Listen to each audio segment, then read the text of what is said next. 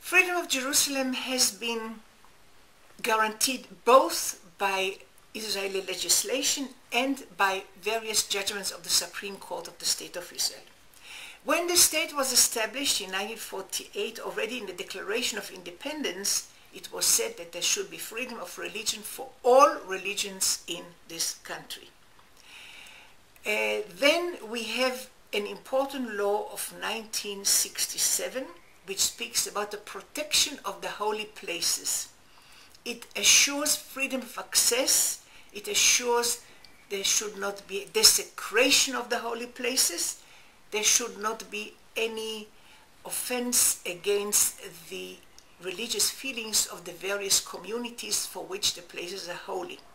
So that here we have a law which promises freedom of religion, of religious, let's say, of access to the holy places of all the religions in the world. I think freedom of religion also requires equality of rights of the various people of the different religions. And this is also promised in the Israeli legislation, that there should be equality of rights to everybody in this country.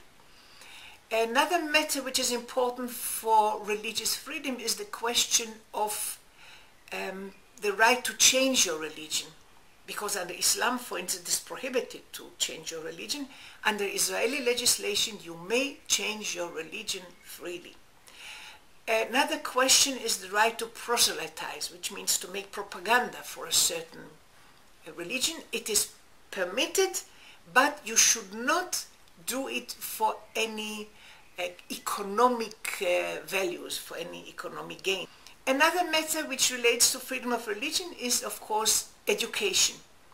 Because in this country, you can choose between a secular school and a state religious school and an independent religious school. So you have the various options which are also somehow related to freedom of religion.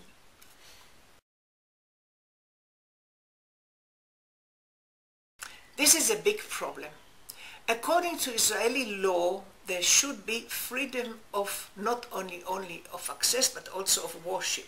In practice, the Temple Mount is in the hands of the Muslim Waqf, which is a Muslim institution, and they don't allow Jews to pray on the Temple Mount.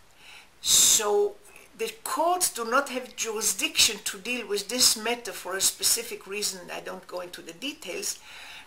And the police does not allow Jews to pray on the Temple Mount because the police is afraid that such an act would create lots of antagonism from the side of the Muslims. So that practically it's only the Muslims who have the right nowadays to pray on the Temple Mount. Jews and Christians may visit the Temple Mount on times when there are no prayers of the Muslims taking place. Well, this is a matter of the police. The police says that in order to prevent hostilities on the Temple Mount, because there had been very difficult hostilities on that place, the police says we don't allow people who may be dangerous. Therefore, they say only people who are a little bit older, they're supposed to be a little bit smarter, to go to the Temple Mount and pray on Friday, because sometimes the prayers on Friday have created antagonism and hostilities.